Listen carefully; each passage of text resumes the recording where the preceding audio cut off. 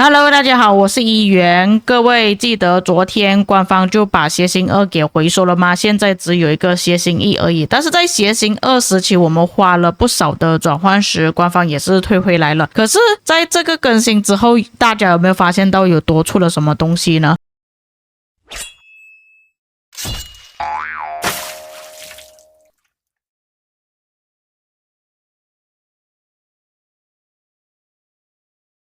其实，如果你们去政务院，然后点击委托的时候，应该会发现到突然之间多出了这个黄金的诱惑，就是你们可以拿到转换时的碎片，碎片而已啊，不是完整的转换时。那这个转换时碎片要收集10个，才可以变成一个完整的转换时。转换的时候将会优先消耗我们完整的转换时，而不是消耗我们的碎片。但是有玩家看到他这边的概率呢，只有7.1428%而已，所以它的概率是非常低的。就有不少玩家有疑惑说，诶，是不是我每一天呢都只能拿到1个而已，或者是更少，或者是它那个概率不知道怎样去计算等等各种问题。所以官方呢也是做了一个 Q&A 问答，跟大家讲一下关于这个转换时碎片啊，关于这个委托的概率之类等等的这些答复，跟大家解释。那么这里就是官方的回答啦，但是目前呢只有英文版本啊，他们并没有发布在国服，也有可能发布了，但是我没有看到啦。OK， 首先是关于谐星2的调整，在这个公告发布之后呢，官方他们就收到有大量的玩家讲关于转换时的一些建议还有反馈，还有一些玩家提供详细的计算数据，他们非常感谢这些玩家的反馈啦，而且这个话题也是过去几周比较热烈讨论的话题啊，所以他们就整理了这些问题跟大家做一一回复。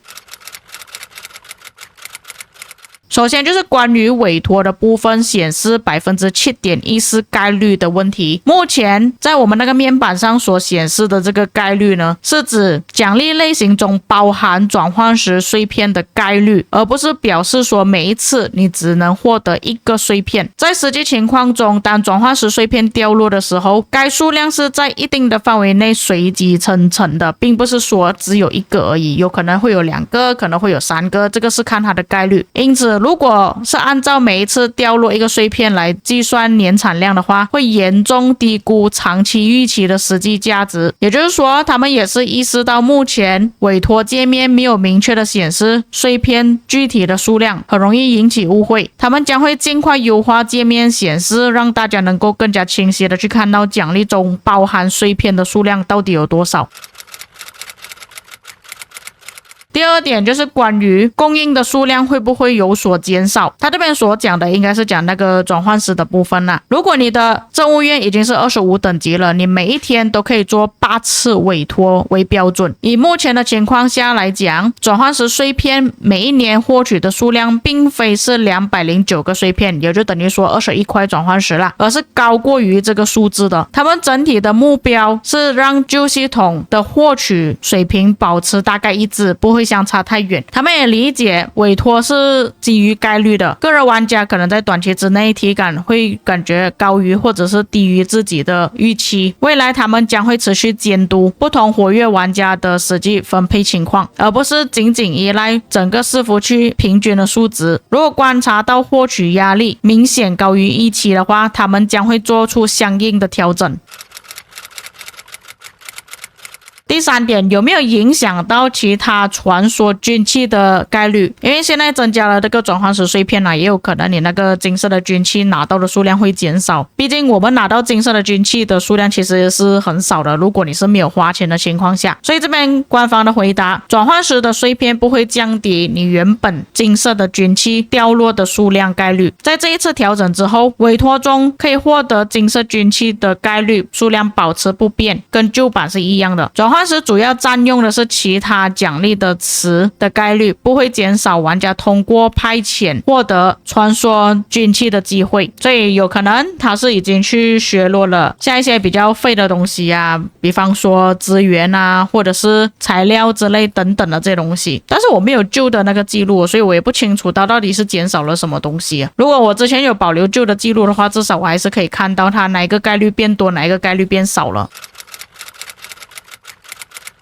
第4点，增加更多获取的管道。他们有收到大量关于转换时碎片获取途径的建议，就有包括加入在迷境之中。迷境就是我们有5个玩家要进入到那个迷境里面，然后去打怪的那个活动了。其实那个活动也是蛮值得的，打的时间不算很长啊，基本上10多分钟就可以完成了，拿到的奖励也是很多。这种 PVE 的活动或者是副本之中，另外一个就是在驿站那边，就是我们平时买东西的那个驿站商店里面加入现实的兑换，提供更加稳定周期性的获取方式。他们结合游戏内的数据和未来更新的节奏，持续评估这方案的可行性。但是看到他这样子回答，我觉得大概率应该也是不太可能会实行了。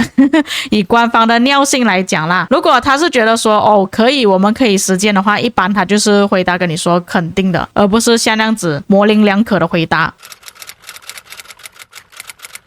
不过我觉得大家也不需要太担心这个转换时碎片会不会很难拿到的问题啊，因为像它现在都已经可以让我们免费去拿到了，所以它之后应该也会安插在一些其他的活动啊，就比方说在失落之地增加一些新的成就，让我们可以拿到这个转换时碎片，又或者是在失落峡谷之类的也是可以拿到这些碎片。但是我们都说了嘛，碎片，那我要收集10个碎片才可以变成一个完整的转换时，那我要收集多久呢？这个才是重点嘛，有可能你花了整年时间才收集到10个碎片，才变成一个转换时而已，说不定就是拿的速度可能会比较慢啊。如果你们真的比较急的话，我觉得还是需要花宝石去商店这边购买会比较实际一点，不然就直接去购买礼包，如果你真的很急的话。但至少现在我们有其他的渠道可以获得转换时，而不是像之前那样子你只有打 KVK 的时候才可以拿到而已。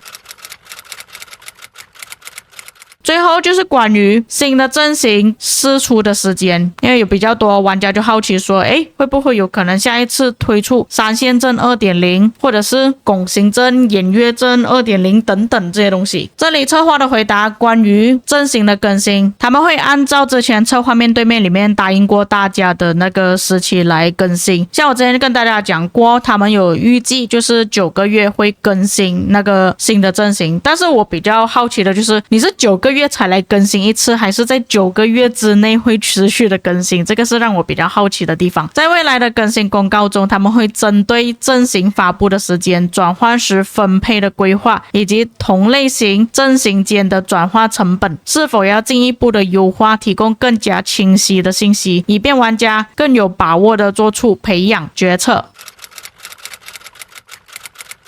那么大概就是这样子啊，官方这里说给了一些解释跟回答，但是你们可以看到玩家的反应，连中指都出来了